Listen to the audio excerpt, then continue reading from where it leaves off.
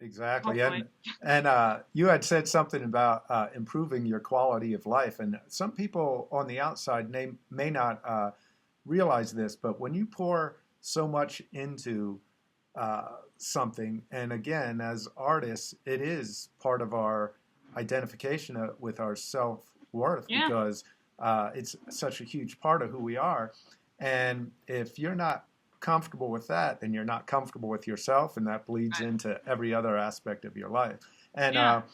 another thing is like with the last CD, you had monster players on it, and Because I needed to salvage the record. well, no, I think that your stuff is great. I was just going to say, like, even though you are in a position where you're right up there with them, uh, as no matter how far along we get, we still carry that memory of us as a Yeah. kid looking up, and so it's like we're carrying all that weight with us, and Totally. it's hard sometimes to accept.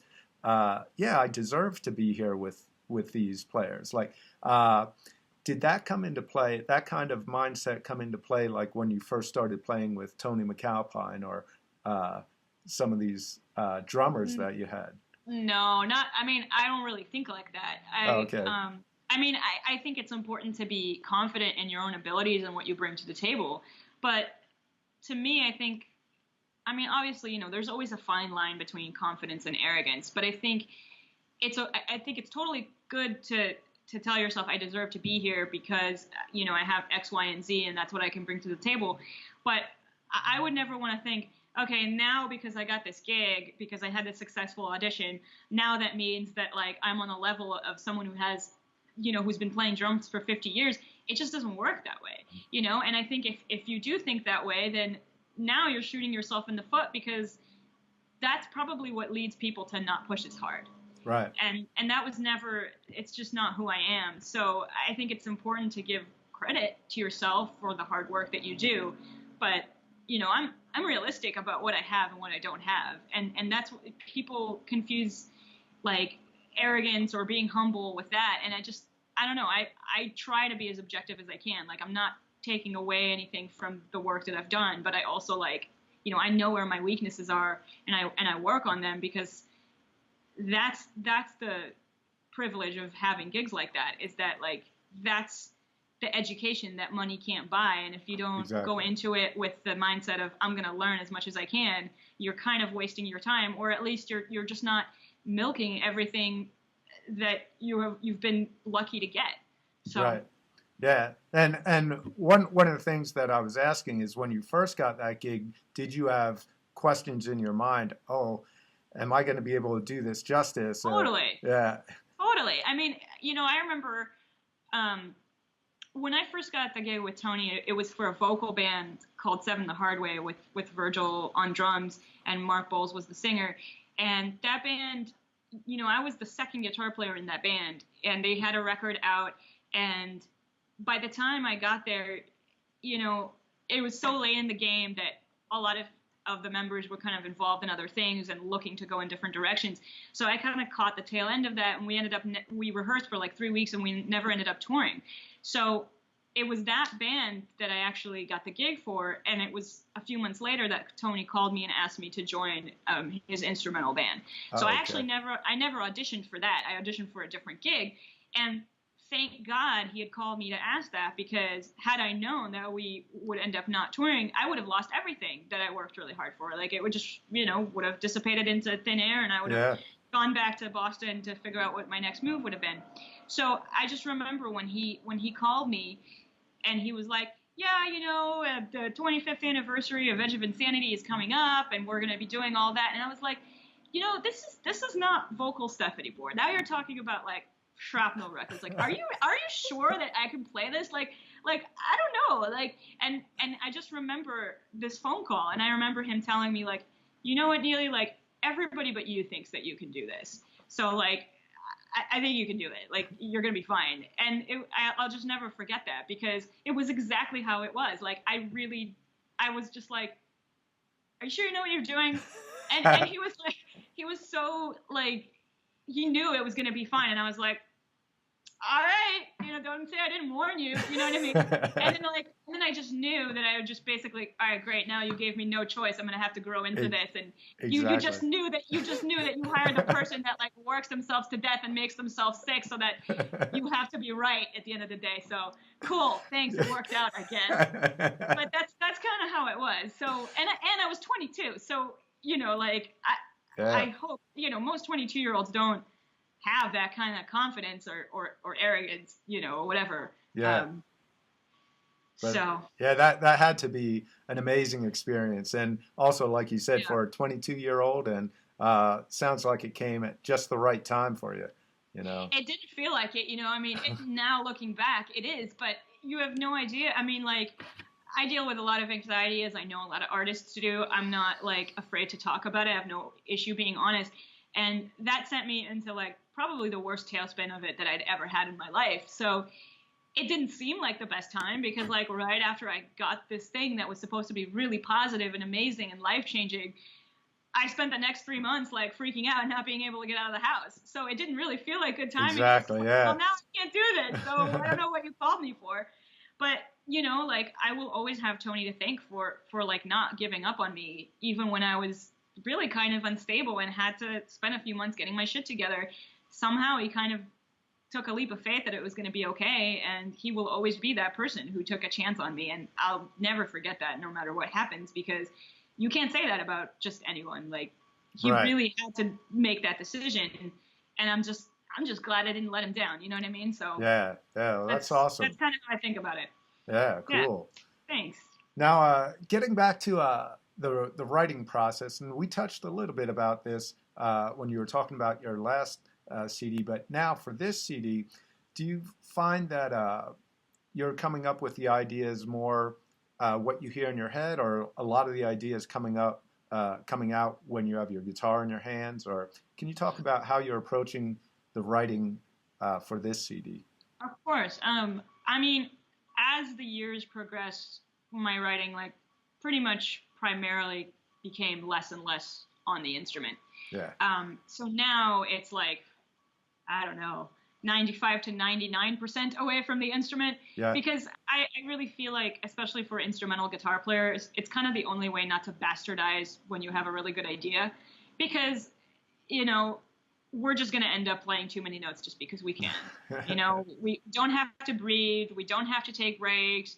We have the technical ability to do more than we need to.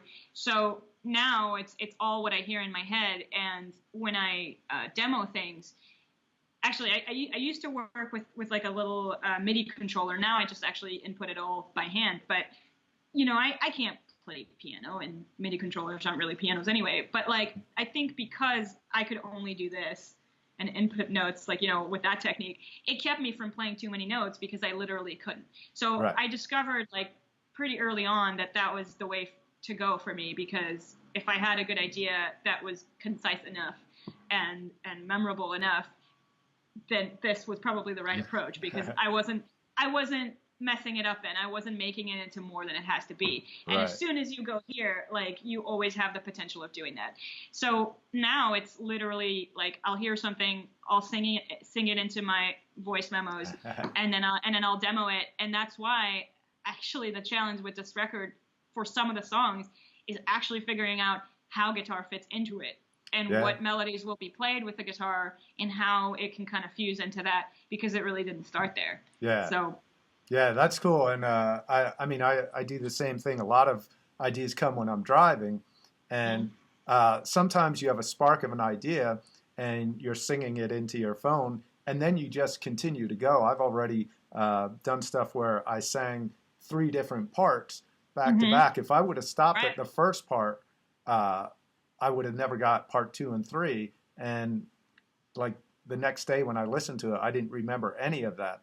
And then here you have song. Like, to me, that just feels more organic. There's no worried about technique. There's no worried about what do guitar players think of this, or it's actually just music. It's real composition. Yeah. So, and I think everyone has their taste, but I think when I'm listening to something, I can almost feel when something comes through organically or when something is thought out, you know. Yeah. And That's an amazing skill to have. yeah, as a listener, that's what we go back. When I was talking with Gretchen, uh, it seems like the albums or CDs, whatever, that we keep going back to are ones with great composition. There's some amazing players out there who I'll listen to, and I'll be like in awe of their talent, but I may only listen to the CD once or twice just because the songs may not have been to my liking, you know. So I think that's the main thing, and it comes through. It comes through with your stuff, and that's why I brought up the musicality of it. And it doesn't come as a shock to hear that you do most of it without your guitar, which is great. Well, great to hear. I take that as the utmost compliment, so thank you. But I think it's really just because I've always put the biggest emphasis on that, because I've always believed that, like, if you don't have the composition or the song, there's no point to all the guitar wankery, you know, because content is king to me. Yeah. And, you know, speaking of Gretchen, like, she's one of my closest friends, and there was something that she said to me, I don't remember how many years ago it was. It might have been while I was working on my last record or right after, but she said something that was so profound that put the whole thing so well that I'll never forget it. She just kind of said that, you know, when you're writing in your head and you're just hearing something, it's like the best way to know that that's how you meant to write, that's what you meant to write, that maybe the right question to ask is not necessarily, is this good or is this bad, or do I like this or do I not like this, like all the questions that I was asking at the time. Maybe the right question is this what I meant? And when it comes to you, that's probably the easiest way to know that, like, yeah, it's probably what I meant. Exactly, and yeah. So since that day, I've kind of started looking at it that way. Like, instead of judging it for its quality, is just to ask myself, like, is this what I meant to say? And it's such an easier approach to deal with, especially when you are writing in your head, because it's much easier to tell than if you're just, like, noodling around and find something that you think sounds cool. Yeah. It's a lot easier to gauge it that way. So I'm very grateful to Gretchen for that conversation, because it kind of changed my life, you know, so. Yeah, that's great. Well, again, like we were talking, it's almost like when I'm into writing, in the writing mode, it almost feels like the song is already finished, whether it be in your subconscious or out in the ether, however you view that. And it's our job as a composer to bring it forth as accurately as possible. And it's almost like an archaeologist digging for different parts. You may find one part over here, one part over here, and then you have to put it together in the way that it was meant to be. And that is a far different... It's a cool analogy. Oh, thanks. That's a far different approach than going into a song saying, well, I think it would be cool to do sweeps here and then taps here. And, you know, you hear that in players, and it's great. It's almost like that would be a great exercise. Yeah. You know, but it's not necessarily a song. So it's the compositional aspect of it, I think, is what really makes lasting careers, you know, because I hope so. Yeah. That's what I care about. You know what I mean? It's like, I'm not saying like, I hope so, because, you know, I'm good at it. I'm just saying like, that's where my priorities lie. So I hope I will be working for a long time, you know? Yeah, that's great. Well, we're all looking forward to what's coming up next. Well, so thank you. It's nice to talk a little bit about that. Now, how would you describe the music that you're writing now in comparison to Through the Looking Glass and Matter of Perception? Like some of the similarities and some of the differences. You know, I kind of thought about that for a while. Before you asked that, like I was kind of already thinking about how I would describe it, but I think it's kind of like it has the variety of styles that Through the Looking Glass has, and it has like the, I guess, more maturity of the ideas that A Matter of Perception has, but then kind of take that and still make it really different than the first two albums. I guess it's first of all, I mean, it's hard to tell because it's like right in the middle of the writing process. Right. But what I can say is that like it seems like it's going to have a bunch of different styles, and the key is how to transition them in a way that's coherent. And I feel like I figured out what I want to do, but I don't know. It's going to come out really conceptual, so that's going to be really different because I've never done a concept album, and that'll be different. But I think, I've played a couple of tunes to some of my students, and they gave me a big compliment in the sense that, one of them kind of said, you know what, like, even though this is like a really different style of music for you, I can hear you in it. Like, I can hear like that this is like a Nili Brosh kind of melody, whatever it is to him, like the phrasing or, just like the melodicism. And I was so happy that he said that, because I was like, that's a really good sign, because I'm sitting here thinking, are my fans going to accept something that's really kind of different? Yeah. But if someone who knows my music a little bit can still kind of hear my voice in it, then I'm like, all right, that's all you needed to say. I'm very, very thankful that you said that, because maybe that's a sign that it's going to work out. So it's kind of too soon to tell, but definitely those things, expect that, and you heard it here first, because I haven't done a lot of interviews yet that have asked me about what I'm working on now. Right. So, that's great. probably what's going to happen. Yeah. That's very cool. Now, regarding your Van Halen tribute band, Unchained, can you talk about how learning Eddie's parts has affected you as a player and a writer? Sure. Believe it or not, as someone who's kind of like made a career of playing really hard music, that was actually the hardest stuff that I had to learn. For some reason, and I don't know if it just means that it's just harder than the other stuff. I think it's like I had different finger ideas under my fingers than like those specific lines and licks and blues licks and all that kind of stuff. It just wasn't really a part of my vocabulary growing up, despite how much I loved Van Halen. Like, I've always loved that band, but I think growing up I just kind of assumed that it was too hard for me, and I never took a crack at it until I had to. So it was just such different finger gymnastics than what I'm now used to doing, that it was really hard for me, and it still is. And I've kind of always felt like I'm not playing it as well as I really wanted to. But that's why it was so good, because there's some fundamentals in there, and fundamentals in the sense that, like, you've got like old school blues things that I feel might be a little lost on my generation, or at least me as an example, because I just never played it really. That I was really happy to learn, because I do feel like you have to know where you come from, and it's important for me to kind of fill in the gaps. So I was really happy to do that, especially with music that I really love. And so now I do feel more well-rounded, just kind of studying the history of the instrument, because I feel like Van Halen was like really the last true innovator of the electric guitar. If you really think in like terms of who's implemented techniques that are so widely used now that they're common, you know what I mean? Right. Like, he's one of the only people that I can really think influenced in that big of a way. So I think it's an important education, and I'm actually kind of embarrassed that I did it at such a late age in a way, where like every kid knows Van Halen licks, and I really love that band, and I never really did. So it was kind of overdue, Yeah. Well, one thing, I think a lot of kids, quote, know Van Halen licks and stuff like that, but I was talking to Greg Howe, and we were talking about. I love Greg. Oh yeah, he's awesome.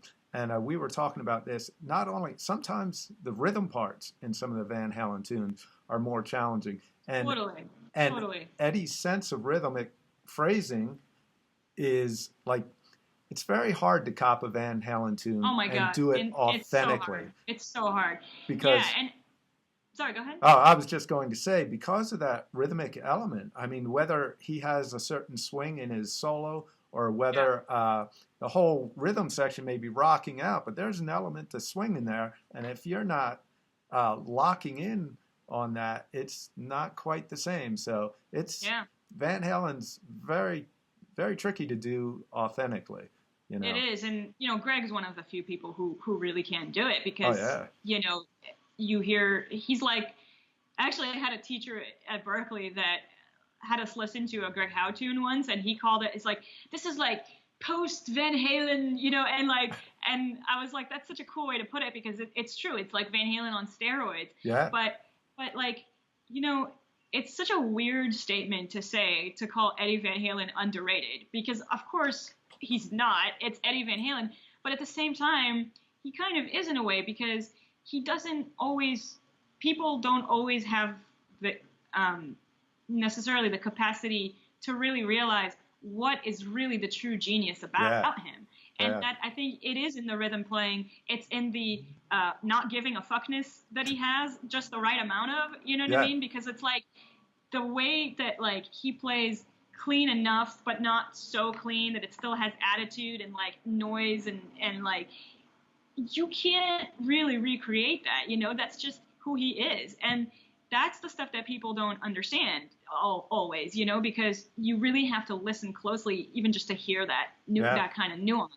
And it is, so much of it is in the rhythm playing, because whatever he's playing is never boring. Like, no matter what role he's taken, it's always musical and it's always interesting. And because it's a vocal band, it doesn't always catch people's ears because they're listening to David Lee Roth or they're listening to the lyrics or whatever. Right. And if you really like tune your ear to that, you find so much stuff that you're just kind of like, how did that happen like spontaneously? I mean, the guy was just like oozing music all the time. And so that's why I kind of say that in a way he really is underrated, because he's such a genius, but people don't always credit him for what he was really a genius of. You know?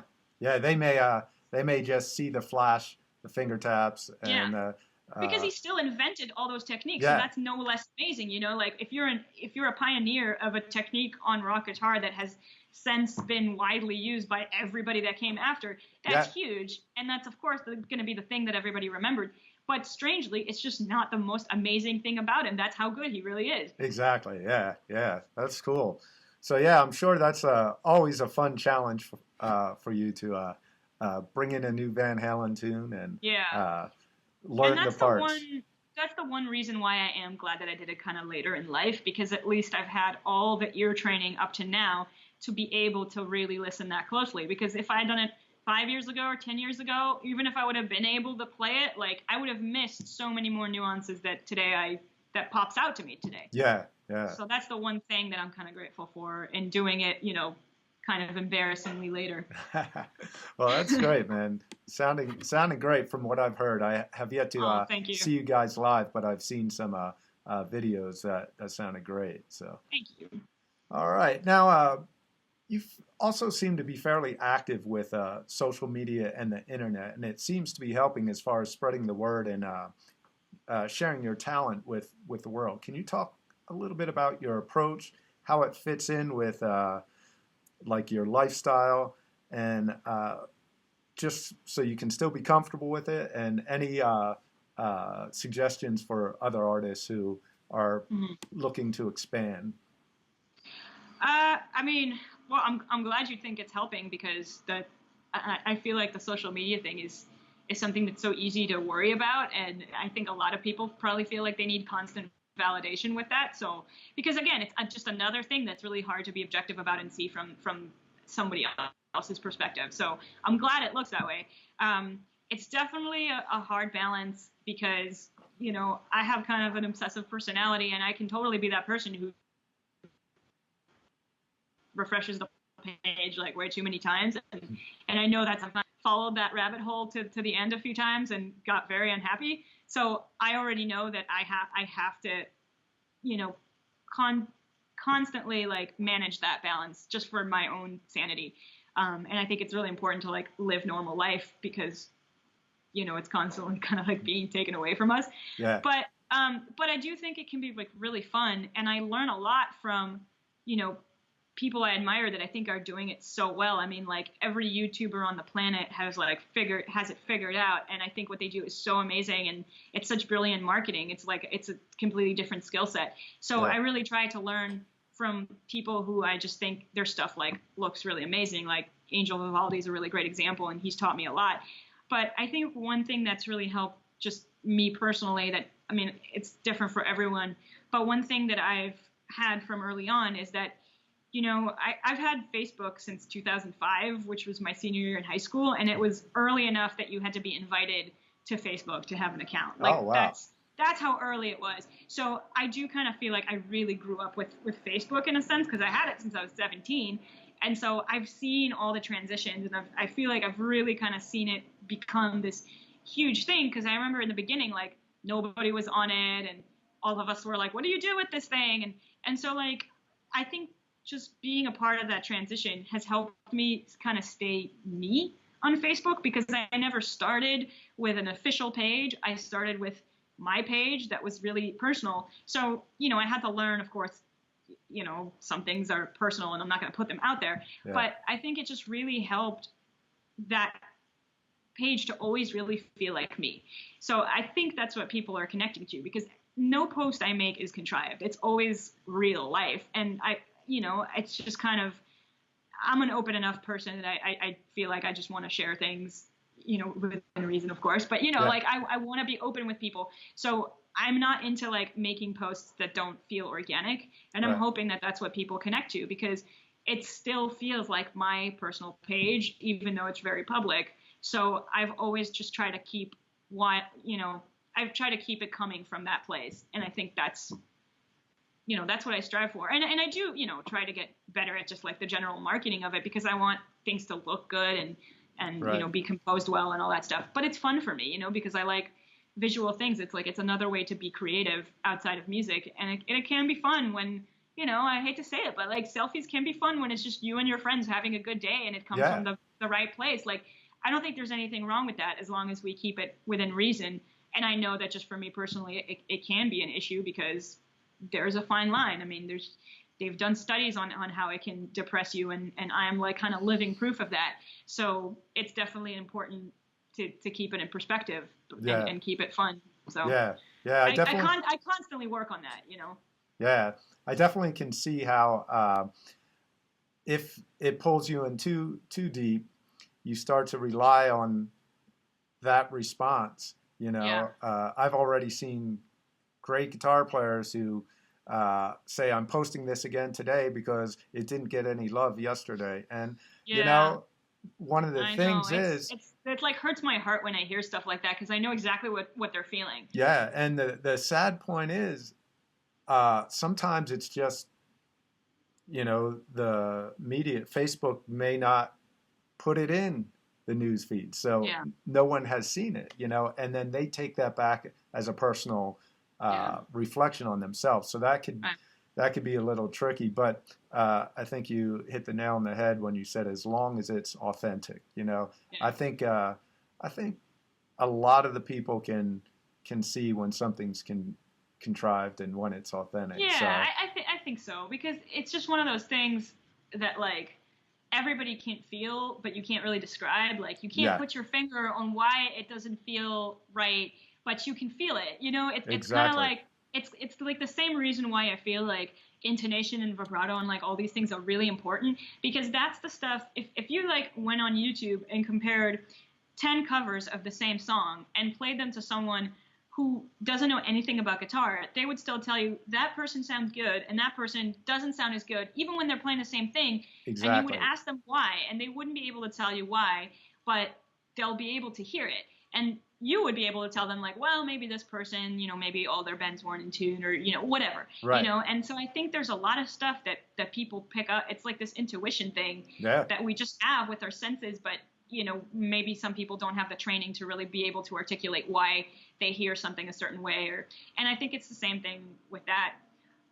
But you know what? This reminds me of, like, I just saw this great thing. There's this like documentary series on Netflix called Abstract, which is kind of like, I don't know if you've seen it on there, but it's like a chef's table for graphic designers or like graphic artists. Yeah, gotcha. And I watched the first episode, and it was like super inspiring. It was this German artist named Christoph Niemann, and he's like illustrated a bunch of stuff in the New Yorker covers, and just like he's like a big time artist. And they showed a lot of his illustrations, and they're always like, they're the kind of art that like anyone can relate to, because there's always like some clever idea there, and it's like a lot of layers and everybody relates to it. So there's this one illustration that he did. It's kind of like an animation, almost like a really short one. It's on his Instagram page, but it's like a cartoon of someone at a computer, and then you see like a Facebook like popping up like the thumb, Yeah. and then all of a sudden like the thumb goes like, and then that same illustration of the hand does like, you know, pets the head of the person at the computer. And I was just like, that's brilliant, you know, because you've said so much with that statement on so many Exactly. different levels of exactly what you feel like when like, oh, I got a like. It's just like, good boy, you know what I mean? Like, it's just, but it's even more than that. And I saw Oh, yeah, that and I yeah. was like, that is so brilliant. And, you know, that's art that really like speaks to people. It's, Right. you know, because I know a lot of people don't like going to museums because they go and they're like, well, this is a really pretty painting, but I don't get it. Yeah. So I think that's something that's really relatable and current. So I totally recommend that show. It's amazing. Oh, very cool. Very cool. Yeah. Yeah, that's nice. Well, I definitely had a great time talking to you, and You too. It was awesome. Super fun. thank you. I can't wait to hear what's coming next. So I know everyone's going to be on the edge of their seat waiting to hear. You know what? No pressure though. No. I know it's not that. I just like I want to work on it. You know what I mean? Yeah. Like that's what I want to sit down and spend my time on. And like, and it's also, you know, it's been like 2.5 years since I've released new music, really, because I don't consider like licks new music. Right. But yeah. So I mean, of course, I'm hoping for like new great opportunities that might halt my progress on this, but I really do want to find time to do it. Yeah. So I hope it's sooner rather than later. Yeah.